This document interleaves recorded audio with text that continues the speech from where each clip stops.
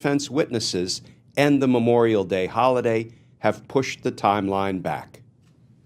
Okay, now, before we circle back to that passage that I just asked y'all to put a pin in, let's turn to another brief bit of reporting, this from NBC News.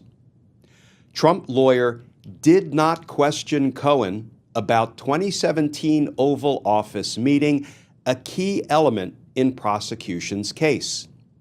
Trump lawyer Todd Blanche finished questioning Cohen without asking any questions about a meeting Cohen said happened in the Oval Office in early 2017.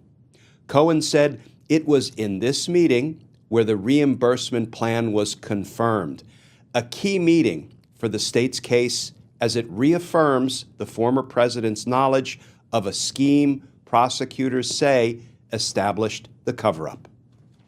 So, friends, do you think it escaped the jury that Donald Trump's lawyer, Todd Blanche, didn't ask Michael Cohen a single question about an Oval Office meeting between Cohen and Trump that was of central importance to the prosecution's case? You know, is it that Todd just didn't want to touch that snake for fear he might get bit?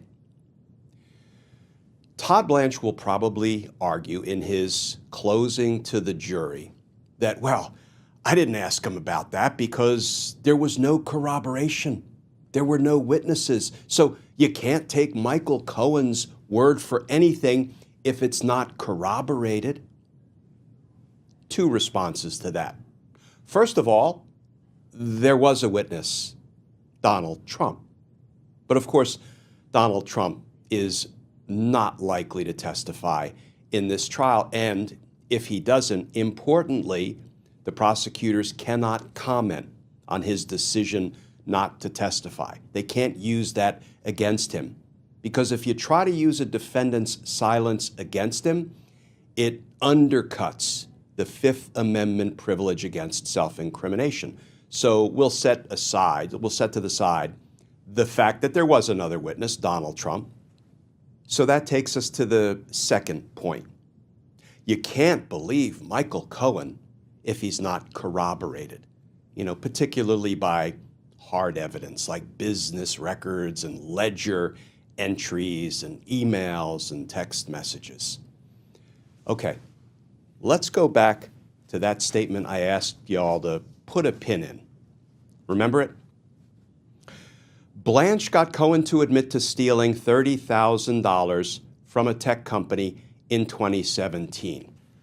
And friends, I can pretty much guarantee you that in closing argument, you're going to hear about Michael Cohen, the thief. Not just Michael Cohen, the liar. He admitted to lying to try to protect Donald Trump. But you're going to hear about Michael Cohen, the thief. Michael Cohen admitted that he stole $30,000. How can you trust a thief? And the defense attorney will urge the jurors to take to the bank, conclude beyond all doubt that Michael Cohen stole $30,000. But guess what, friends? You know who proved that Michael Cohen stole $30,000? Michael Cohen. His testimony. Uncorroborated. There were no business records or ledger entries corroborating that Michael Cohen stole $30,000. That came from the uncorroborated testimony of Michael Cohen, and the defense attorneys will urge the jury to take that testimony to the bank because it conclusively proves, well beyond a reasonable doubt, that Michael Cohen stole $30,000. You see where I'm going with this, friends? The same place I would go in my rebuttal argument, which comes after the defense closing argument, the same place I would go in every case where I had a cooperating witness and the defense argued, as it nearly always did, that everything the cooperating witness said that was harmful to the cooperating witness, like all the crimes they committed, often with or for the benefit of the bigger criminal fish, which is precisely what Michael Cohen did for the benefit of Donald Trump. The defense will argue, take it all to the bank, even though it is absolutely not corroborated by a shred of evidence, no hard evidence, no witness testimony, no recordings.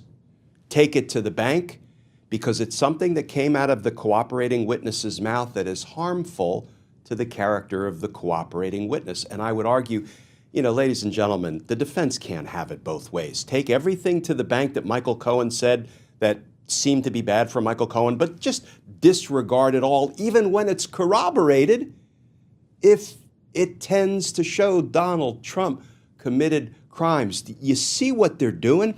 This is kind of like the defense standing up and arguing to the jury about why they should buy a used car. Yeah, it's like the defense being a used car salesman.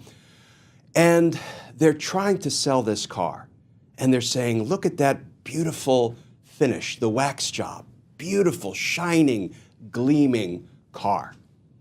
And the potential buyer of the car would say, can I see the engine? Can I take it for a test drive? Well, wait a minute. Let me show you the interior. Look at beautiful leather seats. Can you believe how beautiful the interior of this car is? The buyer would say, well, I'd kind of like to see how it runs. Well, wait, look at the tires.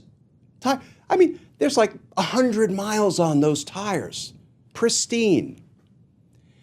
And finally, the prospective buyer of the car insists on opening the hood.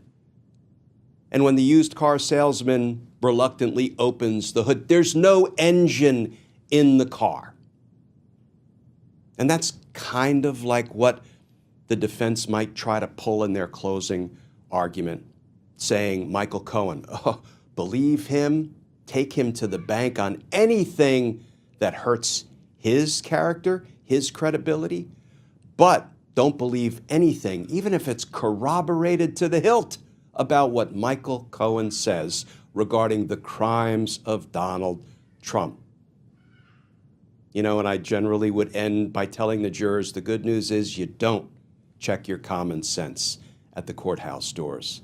You bring it in to the endeavor of jury service and you apply it. It's the most important tool you have. And just as you know that everything that was done in these cruddy hush money schemes and falsifying business records to gain unfair advantage in an election, everything inured to the benefit of Donald Trump, not to Michael Cohen, not to David Pecker, not to the other witnesses who testified. This was for Donald Trump's benefit. He is in this criminal scheme up to his neck. Michael Cohen went to prison for the same criminal scheme. Now it's time to hold Donald Trump accountable for the decisions he made to try to gain unfair advantage in a presidential election. Because, justice matters. Friends, as always, please stay safe, please stay tuned.